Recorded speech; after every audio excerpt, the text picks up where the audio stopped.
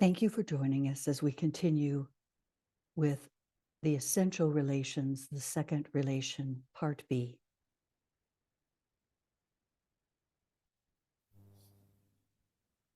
The second relation, the relation between the astral body and the physical, which, for the majority, is the control by the positive astral nature of the negative automatic physical. The physical body, the instrument of desire, is swayed and controlled by desire, desire for physical life and desire for the acquisition of the tangible. The centers have three main functions. First, to vitalize the physical body. Second, to bring about the development of self-consciousness in man. And third, to transmit spiritual energy and sweep the entire man into a state of spiritual being.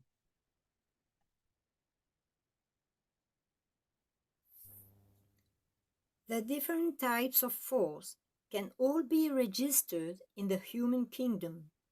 Some of them can be registered in the subhuman kingdoms, and the apparatus of the vital body in man is so constructed that through its three objective manifestations, the triple nervous system through the 7 major plexi, the lesser nerve ganglia, and the many thousands of nerves, the entire objective man can be responsive to the above-mentioned types of force.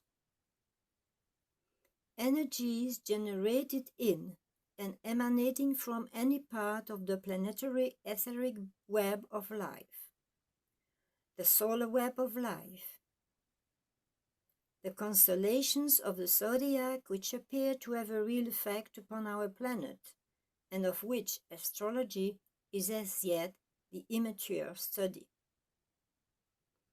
Certain cosmic forces which, it will be recognized later, play upon and produce changes in our solar system and consequently upon our planet and upon all forms upon and within that planetary life.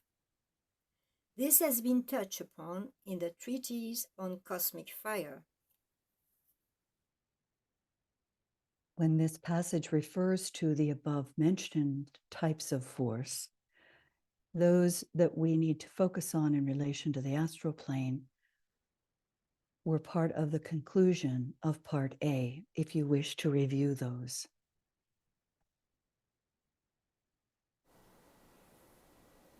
The astral plane is the plane of illusion, of glamour, and of a distorted presentation of reality. The reason for this is that every individual in the world is busy working in astral matter.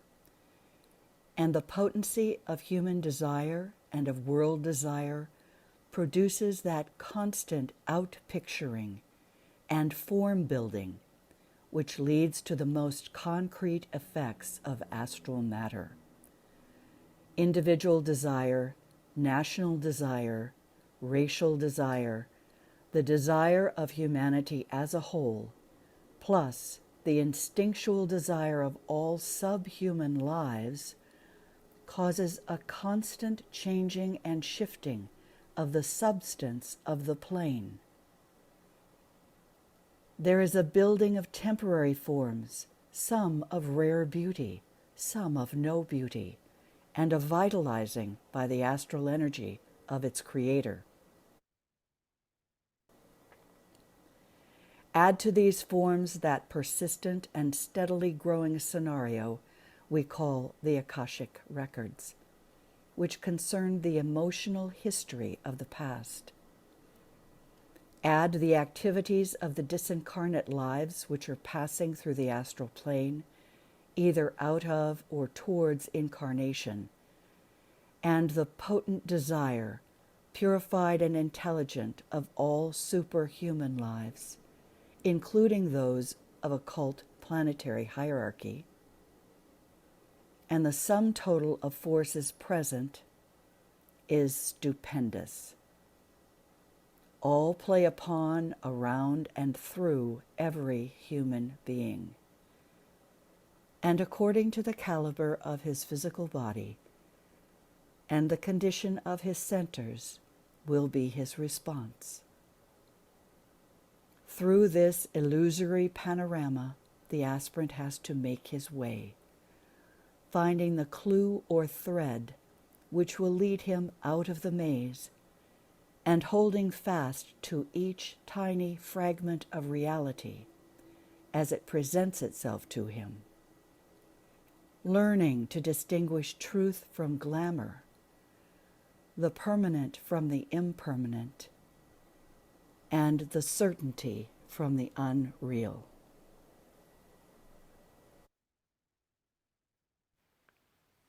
Humanity reacts or responds to the astral energies, the water triplicity. These energies are 1. Energies passing and repassing through the sentient body of the planet itself. It is, in other words, the astral body of the spirit of the earth.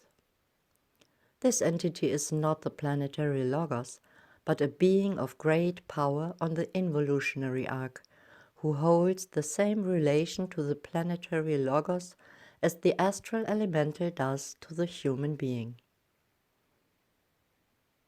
2. Certain astral energies emanating from some planetary forms which as yet exist not in the form of physical planets, nor yet in the etheric realm, but which are enclosed within the ring path knot of our solar system. 3. Astral energies emanating from the new sign of the zodiac into which we now are entering, the sign Aquarius. And 4. Faint emanations from the sacred heart of the sun.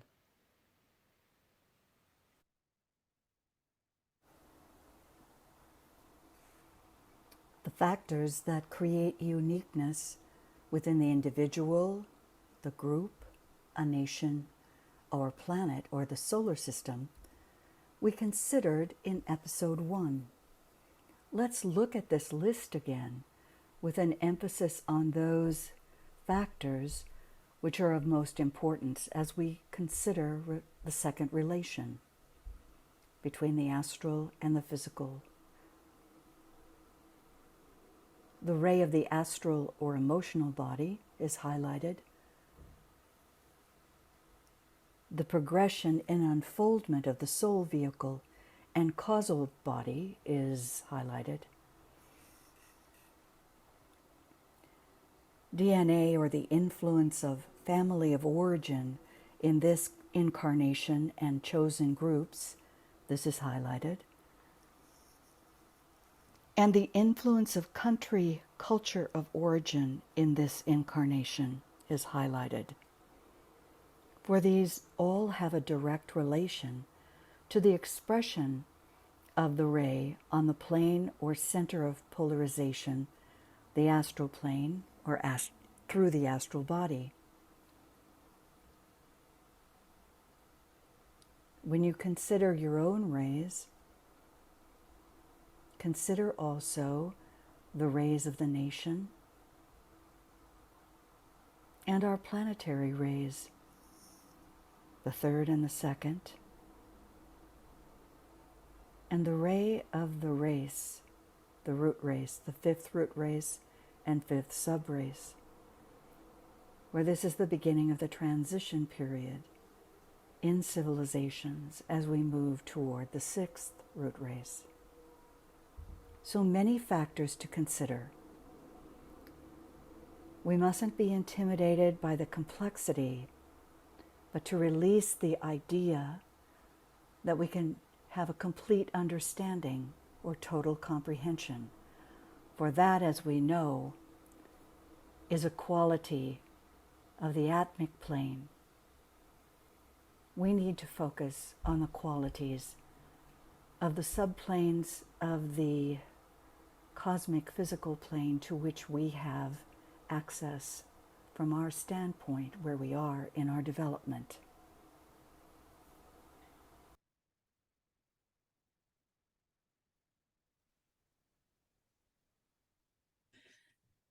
What do we need to remember or to learn and integrate in relation to the astral body?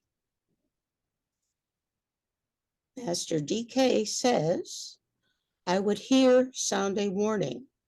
All development proceeds, not in ordered sections, if so I may term it. It proceeds as proceeds the greater system, with constant overlapping and with parallelism, due to the inherent ray of the spirit or monad to cyclic changes. And most important, as we study the science of relations, to diversity of forces, playing astrologically and oft from an unknown cosmic centers upon the palpitating life within the atoms.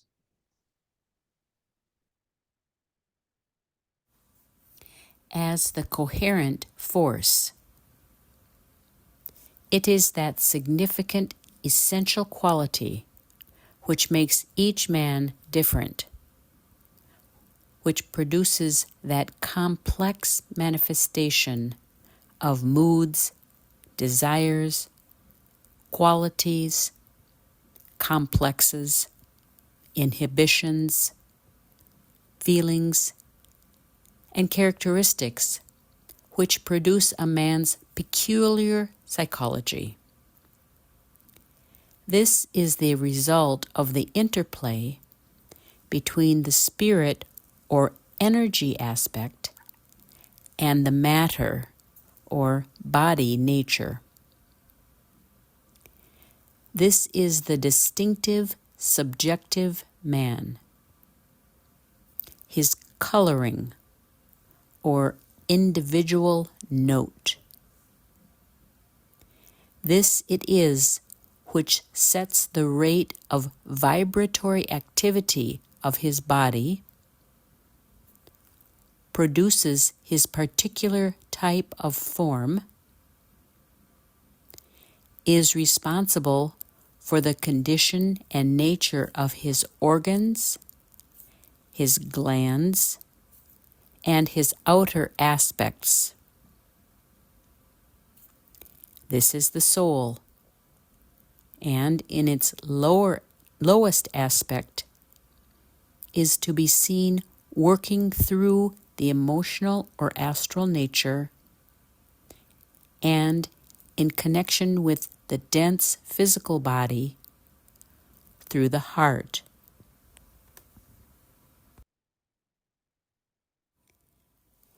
The world is full of magic things, patiently waiting for our senses to grow sharper. William Butler Yeats. In the sequence from vibration to light to sound to color, we find an important relationship to the astral field. Look at this example and consider into and through the seventh ray field of an individual or the incoming field of the seventh ray as we enter the Aquarian age. Factor in the astral field of expression from the astral bodies, first ray, second ray, fourth ray, and sixth ray that we are given for this period. And then don't forget that this is all in the much larger context of the fifth root race, fifth subrace.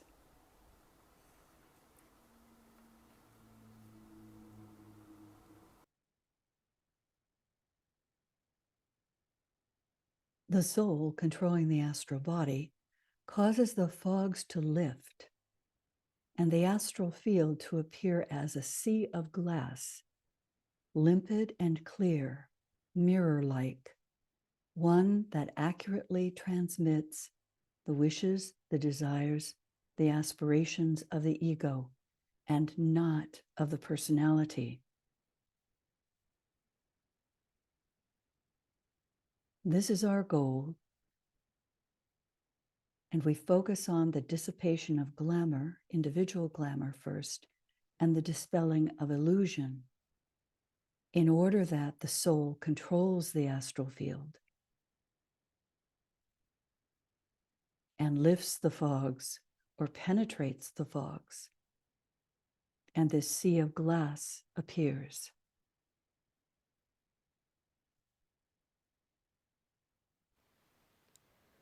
What is required of the individual? According to Master DK, 3 stages that the individual needs to have at least worked on to some extent are practiced meditation, deep reflection upon the nature of thought and its uses, and developed awareness of the light within. When these 3 stages are established as related activities, habits, and automatic reactions, and when the intention is fixed and the ability to focus has become an almost instinctual reaction, then sound and effective work can be done. To this work must be added persistence and patience. It is not necessary, I might add, to have achieved perfection in the process before starting this work and service. Disciples and aspirants must cultivate the consciousness of cooperation and realization that in service such as is proposed, they are definitely participating in a hierarchical activity and are therefore in a position to render help, even if they could not alone and unaided achieve the desired results. They can hasten the process by their combined help.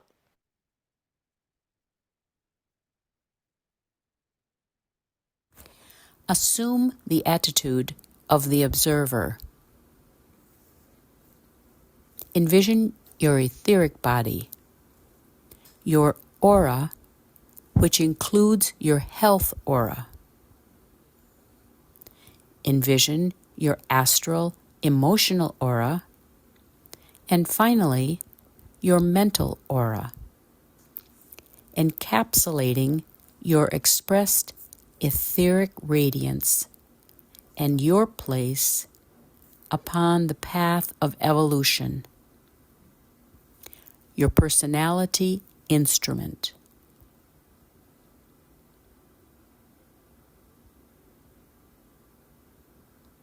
See the outline of these spheres, these auras, in a unity.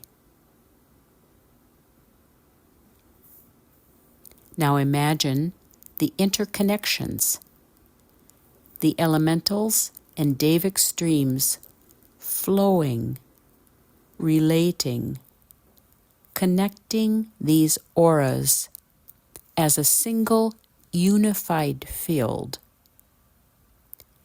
And sound the words of Roberto Assagioli. I have a body. I am not my body. I have emotions. I am not my emotions. I have a mind. I am not my mind. Now lift the attention within these united spheres to the highest point, the deepest point of life within your being, the soul, and say, I am the soul. I am light divine. I am love. I am will. I am fixed design.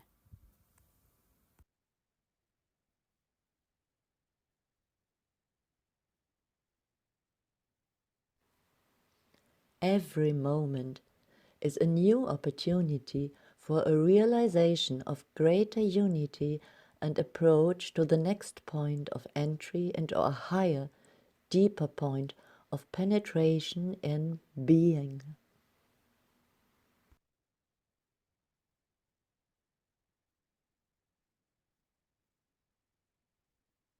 I stand in spiritual being, and as the soul, I serve. We stand in spiritual being, and as the soul, we serve.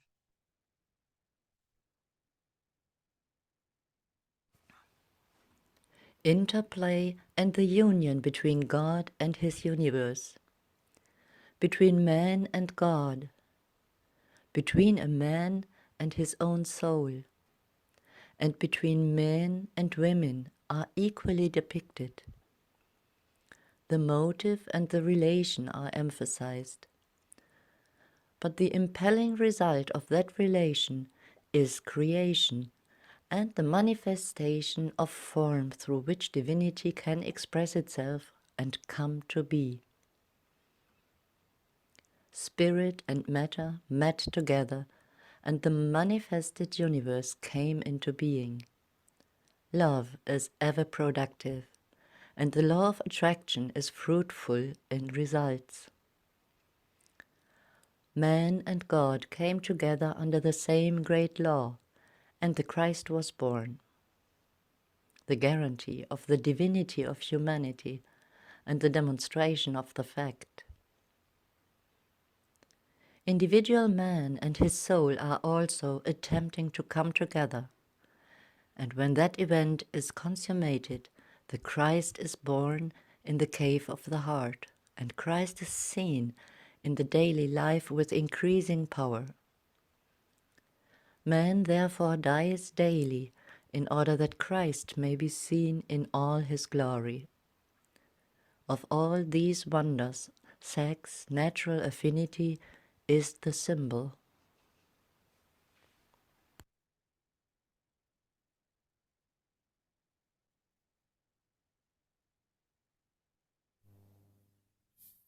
Quote, the need for patience as a healing group, or any group for that matter, integrates, and the aura of the group members blend. It takes a little time for people to learn to work together in perfect understanding and impersonality, and at the same time to achieve, during their work, a one-pointedness which will produce the needed group rhythm, a rhythm of such unity and intensity that the work can synchronize internally. Aspirants and students, as they work along this line, must train themselves to think as a group and to give to the group, without a niggardly or reticent spirit, the best that is in them, and also the fruit of their meditation upon these matters. Sound, the sacred word, Om. Today, disciples are being taught to work far more upon the inner planes of meaning, and not to depend, as heretofore, upon the outer activity of sound. Remember that you are not creating now upon the outer plane. The physical sound or sounds are therefore of relatively no importance. What does matter is the ability of the disciple to feel the meaning of the words of power as he silently utters it. It is the quality of his idea which will bring the right effect, and not the way in which he makes a sound, with the aid of his vocal cords and his mouth.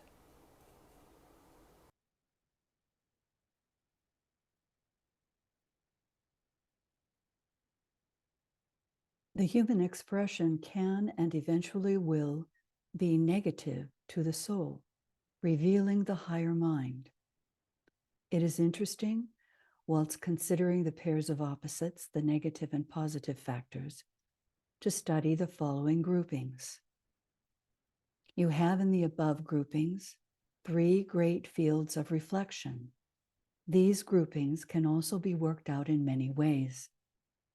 It must be borne in mind that, as Blavatsky points out, any such groupings, such as the 7 principles, will vary according to the point in evolution of the investigator.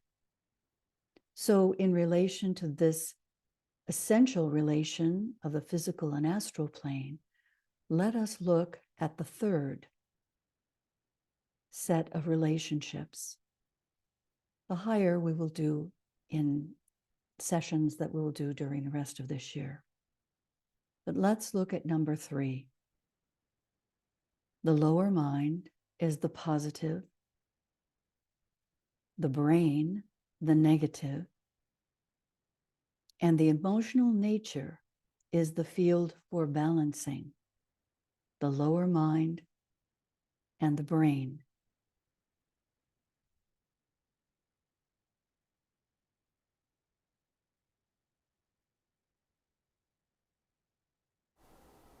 As we did in episode 1, let's look again at this pictorial representation and colorization of the Constitution of Man developed by Victoria.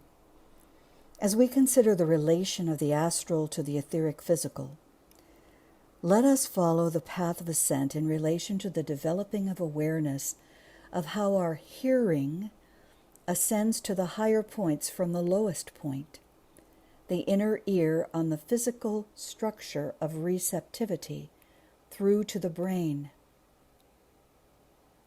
7.5, which you will note, does not have a path. So where to begin? Let's begin on the astral plane. The 5th subplane, 6.5, clairaudience, touching and vibrating to the first atomic subplane of the astral plane, emotional idealism, 6.1, where the astral permanent atom is found. To the 5th subplane of the mental plane, 5.5, higher clairaudience.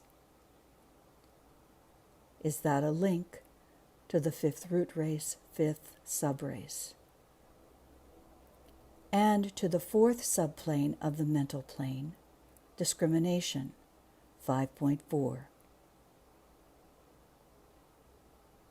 And when eventually, having completed the threefold antakarana, bridging the gap between the mental unit and the monastic permanent atom, on to the jewel of the egoic lotus, the point of emanation of the sound or note of the soul in manifestation, as created by the solar angel. Think of this path as hypothetical. So let's consider this path pure speculation. But look in relation to this particular imagery for the Constitution of Man along that path.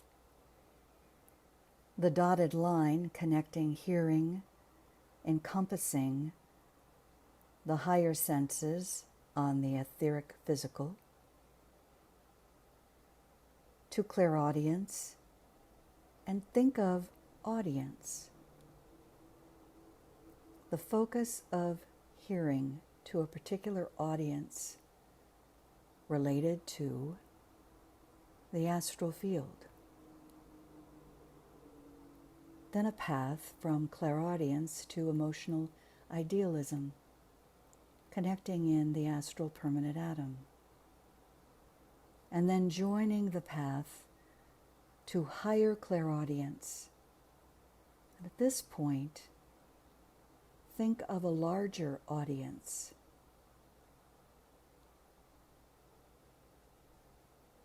and then to the mental unit, and on to the jewel in the lotus. Pure speculation, but possibly something to ponder on.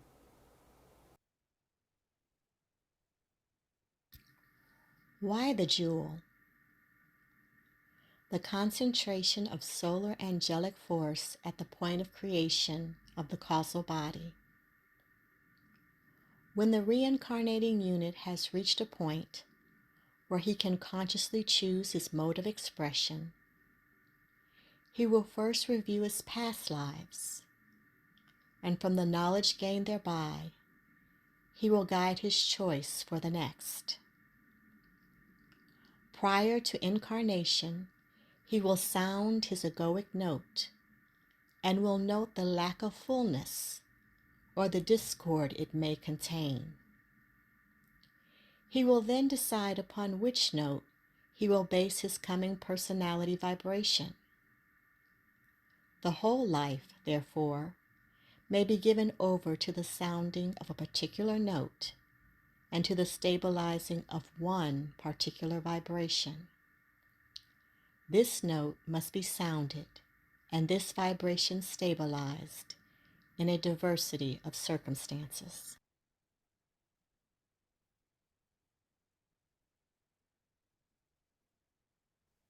Sound and the sacred word. As an individual aspirant, never forget that the Om is simply a symbolically sounded word, which is intended to bring into the minds of those upon the path those two great points of tension, wherein one is the sound heard, of which the Om is a symbol. This is the first letter of the sevenfold name of the planetary logos. Master DK explains more upon this subject may not be given, nor am I in a position to give it. As a cell in the body of humanity, remember, no other kingdom in nature creates forms, produces color and sounds in harmonious relation, except the human. All of this type of creative art is the result of eons of conflict, pain, and suffering.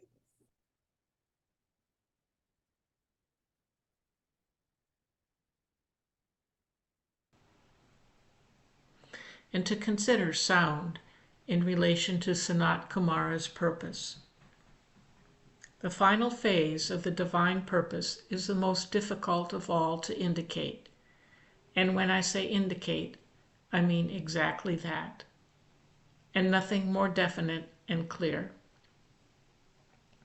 Does it mean anything to you when I say that the ceremonial ritual of the daily life of Sanat Kumara, implemented by music and sound, and carried on the waves of color which break upon the shores of the three worlds of human evolution, reveal, in the clearest notes and tones and shades, the deepest secret behind his purpose?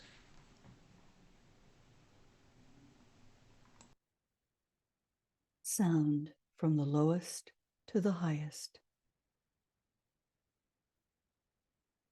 Imagine the relations, engaging the Devic connectivity, cooperating with the Devas as the awareness of these bridging entities descend when we imaginatively relate the causal body along a note. A vibration emitting sound into and through the astral permanent atom, radiating emotional idealism and developing clairaudience, and into through the physical permanent atom, the etheric heart in the head, and into the organ of touch in the body that receives sound, the tiny hairs within the inner ear, transmitting the vibration into recognition as sound, heard and felt, radiating out through the head center into the brain consciousness. Pause and sanctify the touch and note of the soul into and through the etheric system as you relate the highest to the lowest.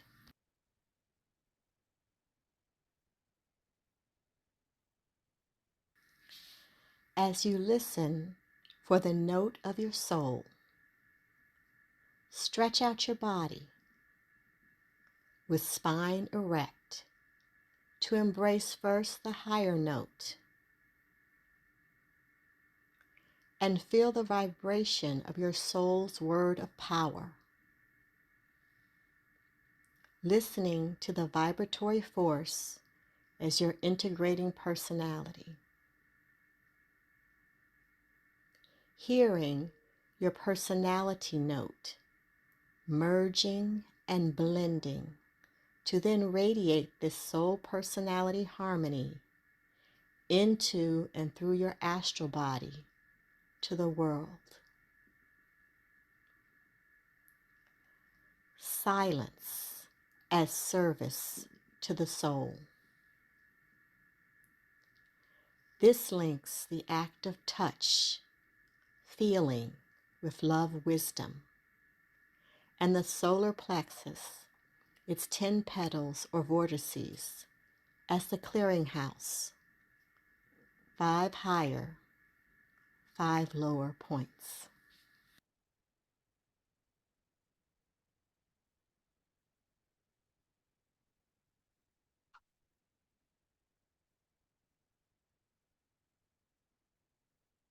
The term vital life is a comprehensive one, but it must be remembered that it relates entirely to the physical vitalization of man through the lowest aspect of the centers. This vital life of the universe of matter enters into the human organism through the spleen. Just for our reference, hold these planes in mind as we listen to a short video from Monadic Media with Michael Robbins on the chakras, the centers.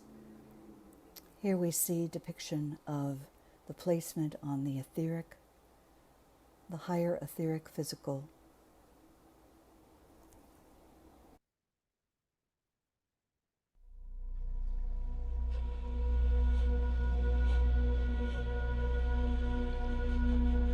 The chakras are vortices or energy centers within the energy system of the human being. Chakras are gateways or doorways to various types of energy. Through the chakras, we access different types of energies. Every chakra is correlated with one of the 7 planes of our cosmic physical plane. The chakras are always found in the 4 etheric subplanes of any plane. Below that is density, where the chakras are not found. Most people are familiar with the chakras of the etheric body, but every vehicle has its chakras or its vortices, its energy centers. The chakras come from the monad. There is a vorticular motion of a fohat-like point in the monad, which starts the whole chakric process evolving in all the lower vehicles.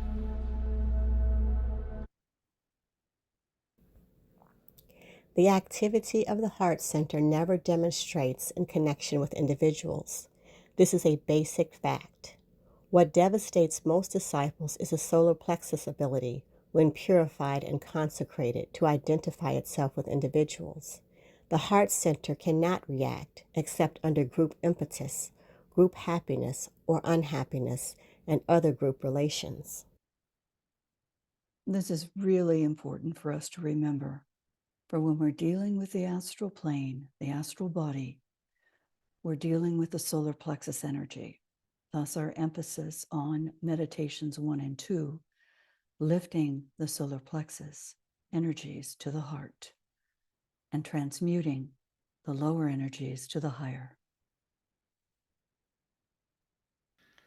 Imagine the relations, the David connectivity, as the awareness of these bridging entities descend.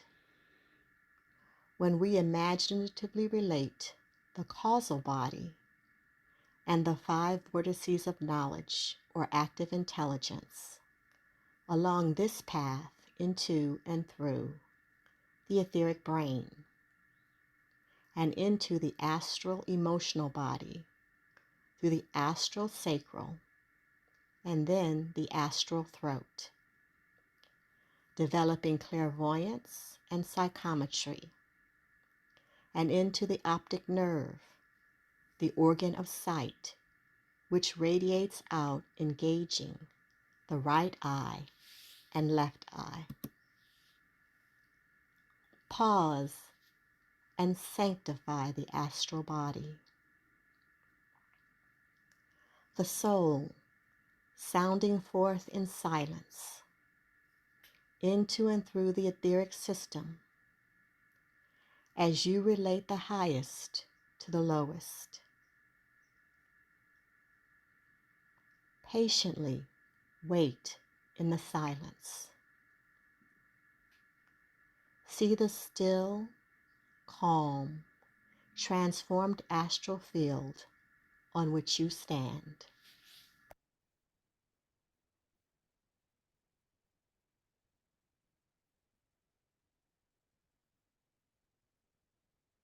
And then lift the transmuted, purified energies through the solar plexus to the heart.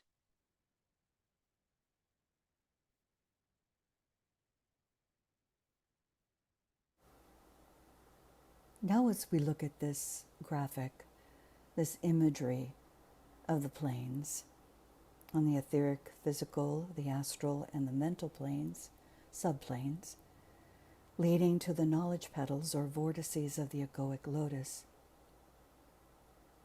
let's think of musicians and composers, and think of the sound of your own voice.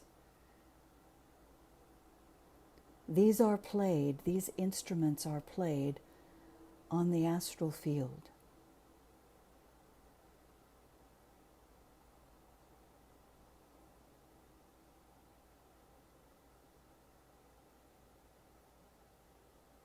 And then move up to the point of discrimination,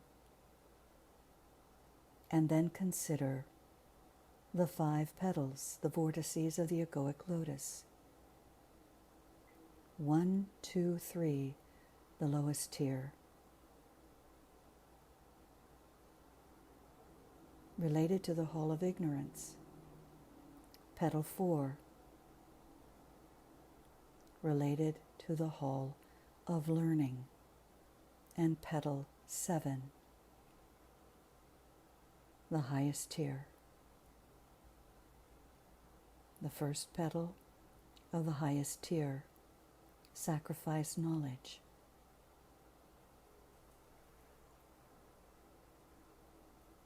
The sound. Consider the note of the soul that sounds down then and descends through discrimination to the plane of emotional idealism.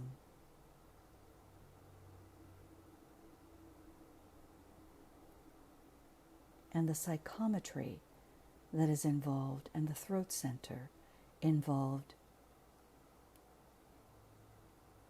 in the composing and in the conducting and in the delivery onto the field through the sound of the instrument and the instruments and the choruses and the orchestras.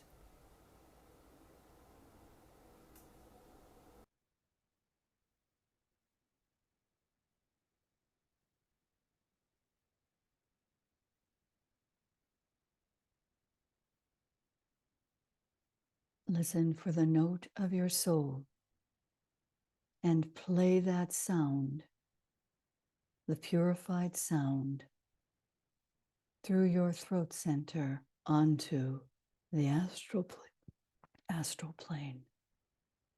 Pure, beautiful, harmonizing. Sound that note in silence.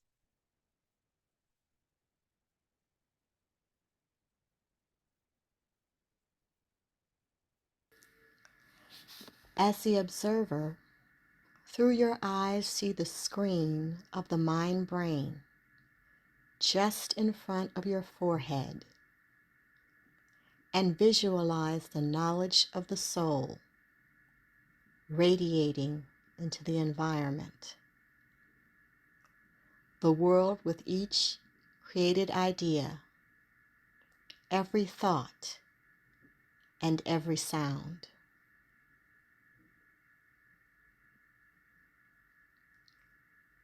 Linking hearing, touch, sight with active intelligence to the throat center. The center and its 16 petals or vortices and creative power.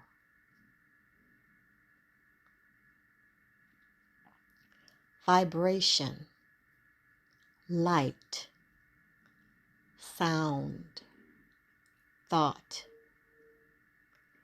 Energy follows thought.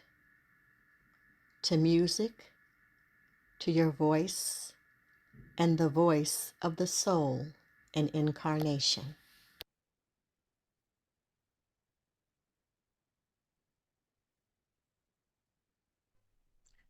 Dimly the one who seeks hears the faint whisper of the life of God.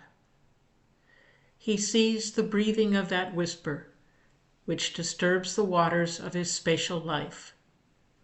The whisper penetrates. It then becomes the sound of many waters and the word of many voices. Great is the confusion, but still the listening must go on. Listening is the seed of obedience, Ojila on the path. Having pervaded the entire universe with a fragment of myself, I remain.